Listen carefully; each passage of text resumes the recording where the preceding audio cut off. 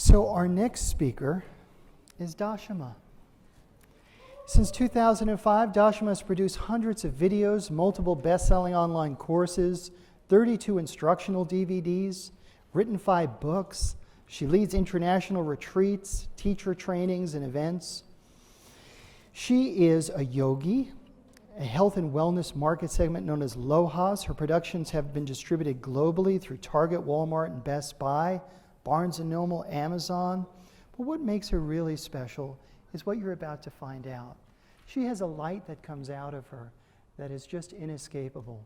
She's a wonderful person. Please welcome Dashama. Perfect. So nice to be here with you all. I'm going to stay in front of the podium because I'm petite and I'm going to drown behind there. So I was thinking about the best way that I can share what I really want in my heart for everybody here to feel today.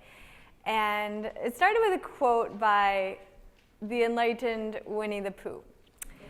Winnie the Pooh, he was walking along with Piglet one day and he said, I think Piglet asked him, how can we be happy? And Winnie the Pooh said, just let go of everything that makes you sad. And it's like the most simple wisdom, the wisdom of Pooh, if you guys follow. But really this has truly been what has created a remarkable difference in my own life. And I want to share a little bit about my story, which started out really rough and then it got better and better. So the story as a young person, 6 years old, my mother lost her mind when I was 6, and she never got it back. It was schizophrenia from drugs and alcohol, and it was a whole thing. And my sisters and I have 3 sisters, one of them's here today, and we ended up living in foster homes and in and out of many different homes, and it was really traumatizing and really difficult early years. But it was interesting because despite that challenge and the separation from family and the brokenness of what that felt inside, there was always this light in me, and I really attribute that to God, to this higher power that we have that created us all. But what was beautiful, so we ended up in school, and we had been homeschooled before that. And we ended up in school, and I was a good student, I guess, so they let me skip school on Friday with a small group of children, and we got to go to the Veterans Hospital. And these people had been in the military in I don't know if it was like the Gulf War and also World War II. So they were like all injured. One of them had a trach in his neck. He couldn't breathe except for with this trach. And they would bring little children like myself and this small group to bring joy to these military vets. And that was one of the highlights of my childhood, honestly. And I always look back on that and I think like one of the greatest gifts that gave me was the understanding that to give back, to actually give joy, brings a lot more to us. I mean, it sounds a little selfish, like I'm doing this to bring myself joy, but it was actually like in the sharing of happiness, you get far more than you could ever imagine. And so this was planting a seed in my consciousness about philanthropy, how to actually give back, but also how to feed this energy of happiness because my childhood started really hard.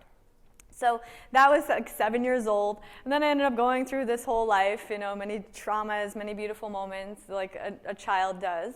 And later on, about 18 years old, I was hit by a car. I was riding my bicycle, and it was like a 6-lane highway. I don't know what I was thinking. It was the day before my birthday, and I'm like, I'm just going to ride the bike across 6 lanes, and the bike chain skipped, and I couldn't move forward. And all of a sudden, this woman, 45 miles per hour, she's not slowing down, and she literally T-boned my bicycle. I went flying. I remember seeing myself from above. I think I died. I don't know, because I was looking from above, like seeing myself. It's raining. Day before my birthday, I'm laying on the concrete in the middle of a 6-lane highway. My bike is destroyed, and I'm like on a stretcher, and I'm taken to the ER. And it was like this experience that changed my life in such an interesting way. At the moment, I didn't know the impact it would have, but it led me to my destiny, and it led me to my purpose. Because at that time, it damaged my spine, and it caused scoliosis, and my spine became out of balance, and like I developed all this pain in my neck and my back and everything like that. Fast forward a few years, I had this beautiful relationship. It could look like I had the perfect life.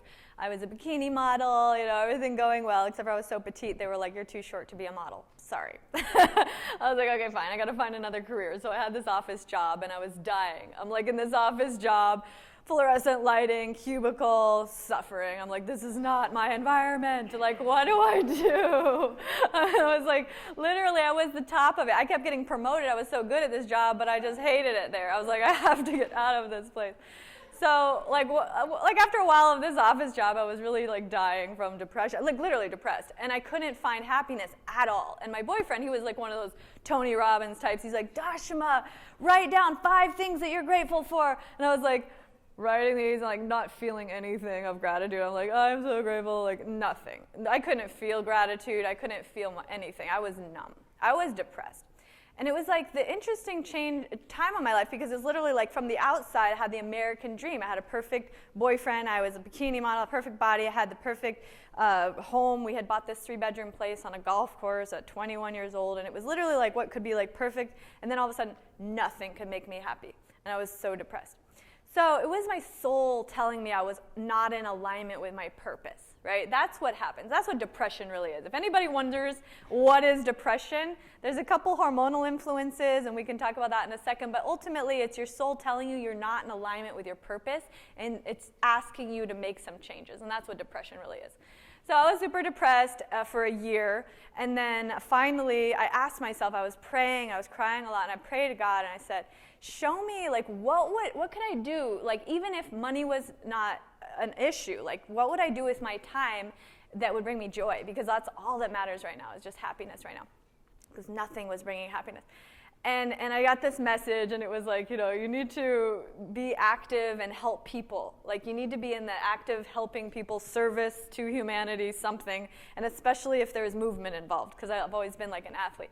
So I was like, okay, I don't care about money. I'm going to just try that. So I decided I'm going to be a fitness trainer. So I was Googling online, and it said, I was looking for inner peace. You guys ever Google inner peace? It's like an interesting, I'm like, inner peace. Who does that? This was before internet, okay? Like, no one was even online in 2004, but somehow I was online, I Googled inner peace, and there happened to be this place called Yoga and Inner Peace. I ended up going to this yoga teacher training. And it wasn't to become a yoga teacher. I just needed some happiness. I'm like, inner peace, something, please.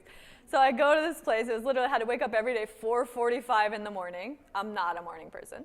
And drive an hour. And it was like in this strip mall, like this really crappy place with like cockroaches. It was really bad. But I would go there every day. I was like really disciplined. I'm like, okay, 4:45, we sit there, meditate, like, then do chanting. I was not into chanting at all before that. And then like all these other things. And we had to like clean the toilets. This was part of like karma yoga, right? And all of a sudden I'm like, joy to the world. Like all of a sudden I was like happy, and I'm cleaning toilets at a place for free at 4 a.m. And somehow like this was bringing me some joy. And I was like, something is good about this, and I don't know what. But it was just changing me.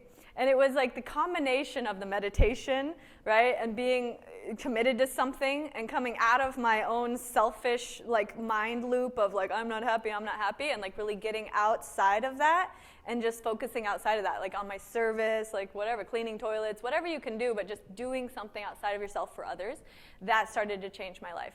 And the chanting and everything, it was like a lot of joy in that, like, yeah, Jaya Ganesha, And I was having fun with it. And I was like, okay, there's something here. And it just started going so deep into my heart and my soul. So when I graduated, I was like, I don't want to be a yoga teacher, but everyone started asking me, teach me yoga, teach me yoga. All of a sudden, like, the universe is telling me what my life purpose is. I had no idea what my life purpose was, but I just was like, I need to do something that makes me happy. All of a sudden, people like, all of a sudden, like, thousands of job offers. Like, this guy came along, he launched my YouTube channel before anybody else had a channel, 2006. And like my videos went viral, and I was literally like teaching yoga to like all these millions of people on YouTube. And I had like no really ulterior motive. The only motive that I had was I want to spread this amazing gift that's giving me so much joy. This was my only motive, which I think is the purest and most important thing that you can remember when you're trying to find your purpose and you're really pursuing happiness, is follow your bliss, but also do it with no ulterior motive, like no monetary gain in the motive, because that's where the fulfillment really comes from, I feel. For me anyway, that's what happened for me. So I was like gaining all the success. I wrote a book called Journey to Joyful, and that's how I started to become known as a happiness expert. So it was like this interesting book that ended up getting to speak at the United Nations for International Day of Happiness. And I've shared this story about what happened with my mother. She actually was homeless. She had all these other issues, and she ended up 20 years later dying in a big fire. And so it was this crazy journey of my experience of my mother and witnessing like the deepest experience of human suffering that you could ever imagine. Like you can't ever imagine looking at her face without, for me, it was like a horror to see, because she had gone through the windshield of a car, all of her teeth were broken out, like she was scarred from all of the damage that she had experienced from this journey of having lost her mind. And it just gave me such a deep understanding of the importance, number one, of our mind, but also of happiness, and that it's a choice in every single moment. We choose in every single moment what side we're on, and it always comes down to our mind, right? So it's like, are we choosing the positive thought or the negative thought? Is the glass half full or half empty? And every time we find ourselves looking into the negative side, we always have the choice again, choose again, back into the positive side.